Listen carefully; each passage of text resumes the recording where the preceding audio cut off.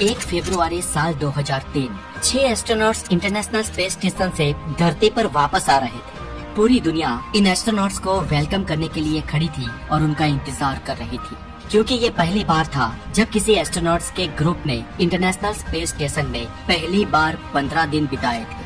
ये एस्ट्रोनॉट्स वहाँ पर जीरो ग्रेविटी में कुछ खास वैज्ञानिक एक्सपेरिमेंट करने के लिए गए थे, जो अपना प्रयोग पूरा कर पृथ्वी पर वापस आ रहे थे। और इन 6 एस्ट्रोनॉट्स में हमारे भारत में जन्मी कल्पना चावला भी मौजूद थी।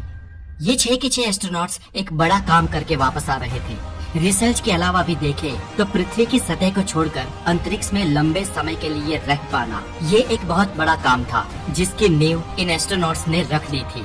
लेकिन जब वो वापस आ रहे थे तो अचानक धड़ाम से इनके स्पेसक्राफ्ट के टुकड़े हो गए और विस्फोट के साथ ये 6 के 6 एस्ट्रोनॉट्स अपने अंतरिक्ष यान के साथ ही खत्म हो जाते हैं, जिसे देखकर पूरी दुनिया की मीडिया दहल जाती है, क्योंकि ये नजारा लोग लाइव देख रहे थे और ये नजारा ऐसा था जिसने लोगों को झकझोर कर रख दिया था। जिस वजह से साल 2003 से लेकर साल 2011 तक इंटरनेशनल स्पेस स्टेशन का काम बहुत ही धीमी गति से आगे बढ़ा, क्योंकि वैज्ञानिक स्पेस यात्रा के लिए एक सुरक्षित तरीका ढूंढ रहे थे।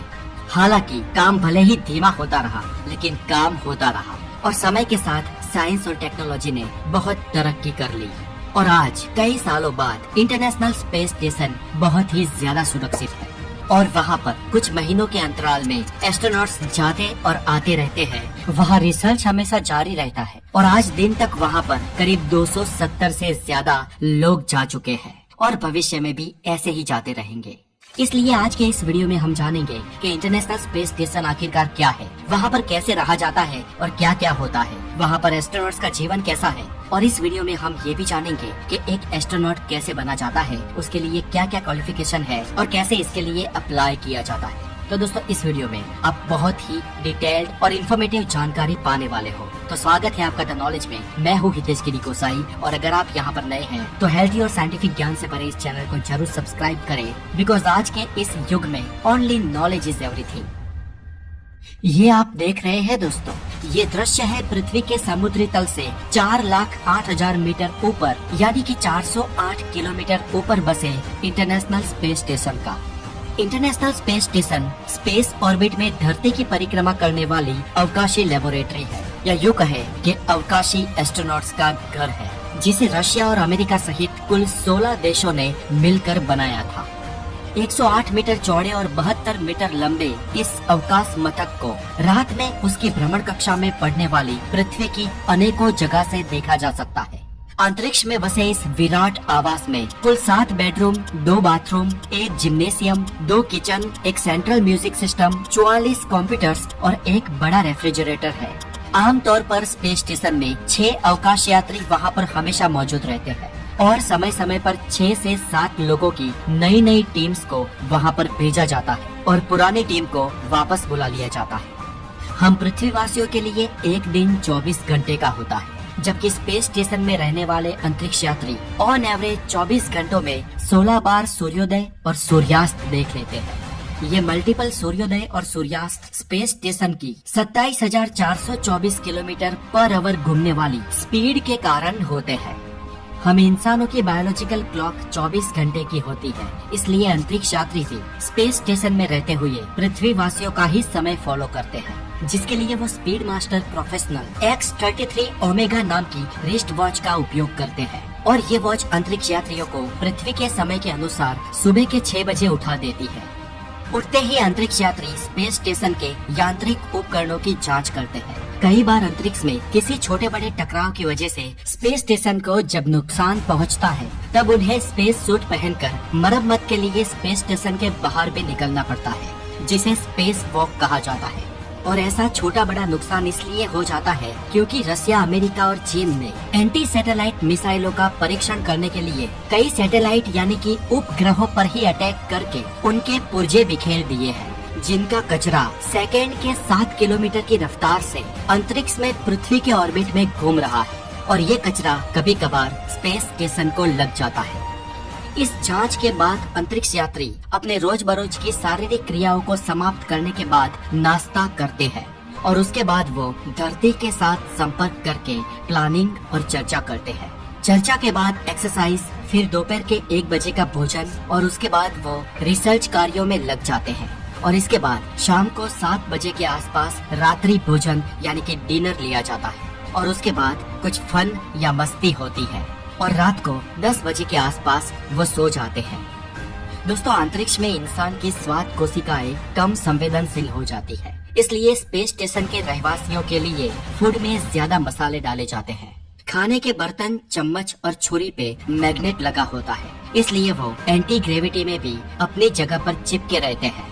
पानी का उपयोग वहाँ पर बहुत ही कम होता है, इसलिए अंतरिक्ष यात्री महीने में 1 या 2 बार अपना शरीर साफ करते हैं। स्पेस स्टेशन की सबसे बड़ी कार्य प्रणाली रिसाइक्लिंग है, जिससे अंतरिक्ष यात्रियों के पेशाब को साफ कर कर उसे पीने लायक बनाया जाता है।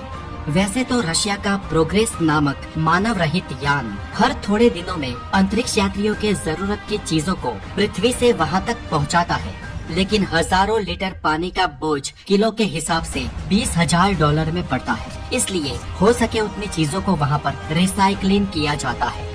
इस इंटरनेशनल स्पेस स्टेशन का खर्च अमेरिका, जापान, रशिया, कनाडा और यूरोपियन स्पेस एजेंसी के मेंबर्स कंट्रीज उठाती है और इसका खर्च भी $80 अरब से ज्यादा आता है। और इतना सुनकर आपके मन में ये सवाल जरूर उठ सकता है कि आखिर स्पेस स्टेशन को बनाने की जरूरत ही क्या थी।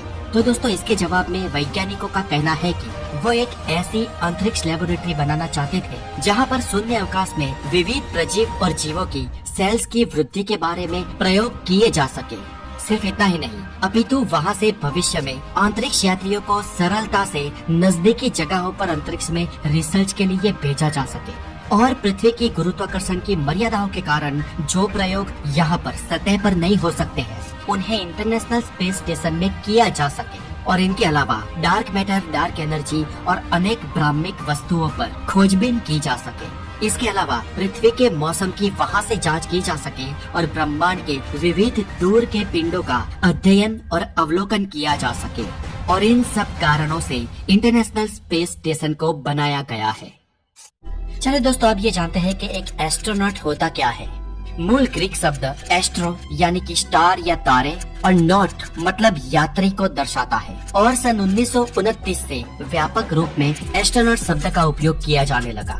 रशिया अंतरिक्ष यात्रियों के लिए कॉस्मोनॉट शब्द का उपयोग करता है और चीन में उन्हें टाइकोनॉट कहते हैं। और जब भारत अंतरिक्ष यात्रियों को स्पेस में भेजेगा, उन्हें व्योमनॉट कहा जाएगा, जिसमें व्योम मतलब स्पेस और नॉट मतलब यात्री। और हमारे व्योमनॉट जिस स्पेस में बैठेंगे, उस स्पेस क्राफ्ट को गगनयान कहा जाएगा।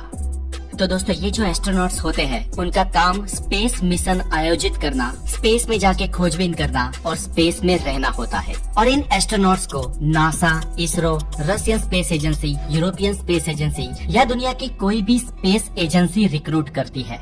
ऐसी स्पेस एजेंसीज में सामान्य कर्मचारियों से लेकर इंजीनियर्स और एस्ट्रोनॉट्स काम करते हैं। इसलिए नासा या इसरो जैसी किसी भी स्पेस एजेंसी में जॉब पाने के लिए आपको साइंस में माहिर होना पड़ेगा और इसके लिए 12th में अच्छे नंबरों से पास आउट होकर डिग्री लेनी होगी। अब दोस्तों, नासा या इसरो जैसी स्पेस एजेंसीज में साइंटिस्ट बनना और एस्ट्रोनॉट बनना दोनों ही अलग अलग चीजें हैं। ये जो साइंटिस्ट होते हैं, वो धरती पर रहकर स्पेस मिशन आयोजित करते हैं, थियरीज बनाते हैं और उसे प्रूव करने के लिए रिसर्च करते हैं और यही से ही वो स्पेस स्टेशन और सैटेलाइट्स को ऑपरेट करते हैं। और साइंटिस्ट के निर्देश किए हुए इन सभी इक्विपमेंट्स को इंजीनियर्स बनाते हैं और एस्ट्रोनॉट्स इन सभी स्पेसक्राफ्ट या इक्विपमेंट्स में बैठकर अंतरिक्ष में जाते हैं और अंतरिक्ष में जाकर रिसर्च करते हैं। वे ब्रह्मांड का अध्ययन करते हैं और ग्रहों, तारों और आकाशगंगाओं का वहीं से परीक्षण करते हैं। अब ये एस्ट्रोनॉट बना कैसे जाता है, इसके लिए क्या लायकात है और इसकी कैसे ट्रेनिंग होती है, चलिए जानते हैं। तो दोस्तों, पहले के जमाने की बात करें तो नासा और रशियन स्पेस एजेंसी ही इस पर काम करती थी और मिलिट्री बैकग्राउंड के लोगों को ही एज ए एस्ट्रोनॉट चुना जाता था। ये 60 के दशक की बात है दोस्तों, क्योंकि तब एस्ट्रोनॉट्स तैयार करने के लिए कोई खास इंस्टीट्यूट्स नहीं थे और कोल्ड वॉर के चलते अंतरिक्ष को पाने की अमेरिका और रशिया में होड़ मची हुई थी और मिलिट्री में उन्हें इंजीनियर्स और जेट प्लेन को उड़ाने वाले बंदे भी मिल जाते थे। लेकिन जैसे मैंने कहा, ये सब शुरुआती दौर में होता था। इसके बाद एस्ट्रोनॉट बनने के खास संस्थान खोले गए।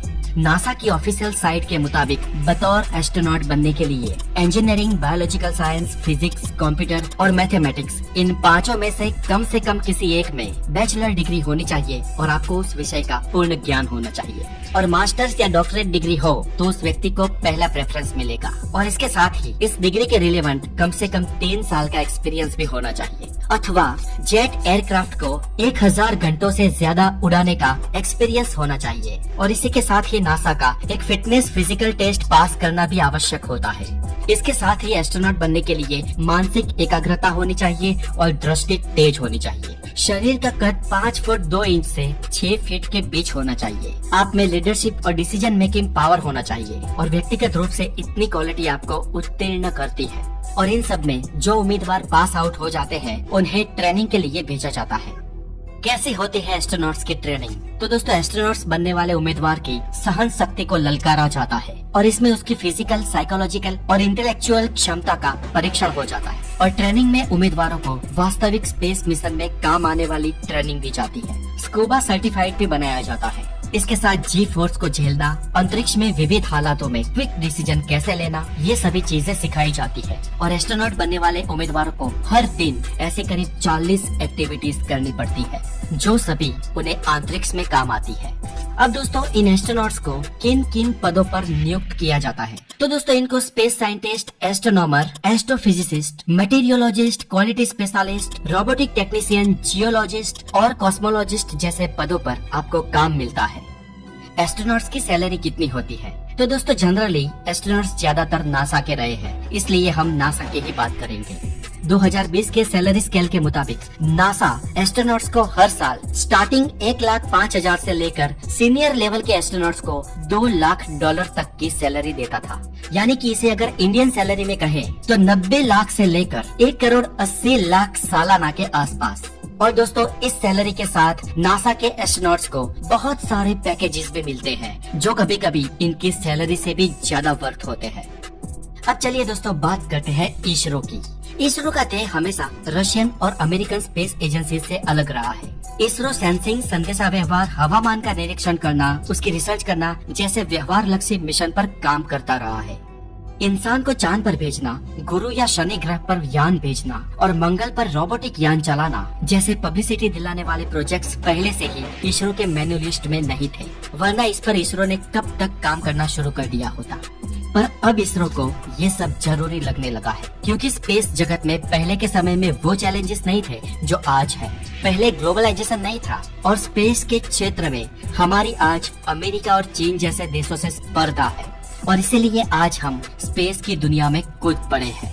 सो दोस्तों, आज के लिए इतना ही। एस्ट्रोनॉट के रिगार्डिंग आपके कोई सवाल है तो हमें कमेंट बॉक्स में जरूर बताएं और stay tune with the knowledge, because knowledge is everything. अपना बहुत सारा ध्यान रखें। आगे मिलेंगे ऐसे ही एक हेल्दी और साइंटिफिक वीडियो के साथ। So have a wonderful day, take care.